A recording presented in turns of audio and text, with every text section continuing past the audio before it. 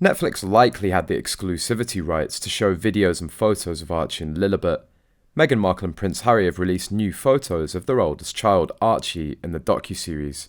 The Sussexes are showing more of their kids both in terms of the level of intimacy and the sheer volume of photos than the Prince and Princess of Wales have ever shown. There are many new pictures and videos of Archie in the series, but his much touted red hair is seemingly non-existent. In fact, in all of the footage of him, his hair never appears red, from birth up until the present day. Will the mystery of his red hair, which both of his parents confirmed to the press, be swept under the rug? Would they really have photoshopped their children's hair colour and lied about it? There was at least one photo of each kid with hair that matched Harry. A geneticist thought they were photoshopped because no two people with red hair have the same shade. Archie's eyes look so sad in all of the pictures. Royal fans feel sorry for those poor kids. One person wrote, "I saw clips of her chasing Archie. I'm not sure why, but I always get the feeling she acts funny around her kids, like she's hovering over them. Not sure what the next move would be. She reminds me of myself when I'm hanging out with my nephews. I didn't know what the hell I was doing. My sister would tell me they're fine, let them be. But when they were wondering, I felt like I had to be neck and neck with them. Meghan seems the same way." I first saw this in the South Africa video, where they introduced Archie. She was wiping his chin as he was drooling. The way she did it, it was like she'd never done it before. I remember thinking, who boots their kid's chin like that? Also, one truth was told from Harry in an earlier interview.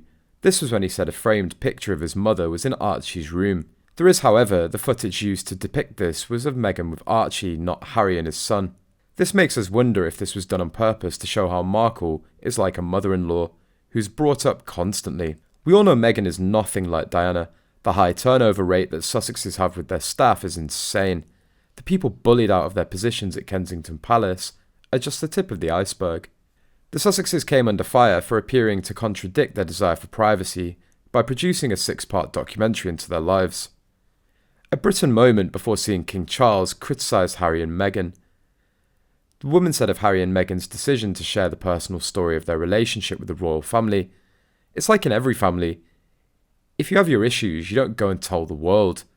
They want it to be private, and then obviously they've done the opposite of that." The Daily Mirror's Russell Myers said the move was just extraordinary, adding, "For a couple wanting privacy, they've just blown it out of the water." Mr. Myers said, "I was shocked at the amount of personal insights, but this is a 6 to 10 part Netflix series. It's going to have content, isn't it? And that's the way it is." US reporter Michael Moynihan similarly hit out at the Sussexes during an appearance on the Megyn Kelly Show ahead of the documentary's release, in which he questioned their representation of the press. Mr. Moynihan said, "The bigger issue here is the absurdity of this idea that the press is intrusive. Is it intrusive? It absolutely is, but guess what? You chose it. Well, I didn't choose the hereditary monarchy. No. You have a deal with Netflix. Your wife has a podcast deal with Spotify, worth tens of millions of dollars. Look at that house in Montecito. What the fuck have these people ever done? She was on Suits. He's a ginger weirdo that has a family. He was born into it.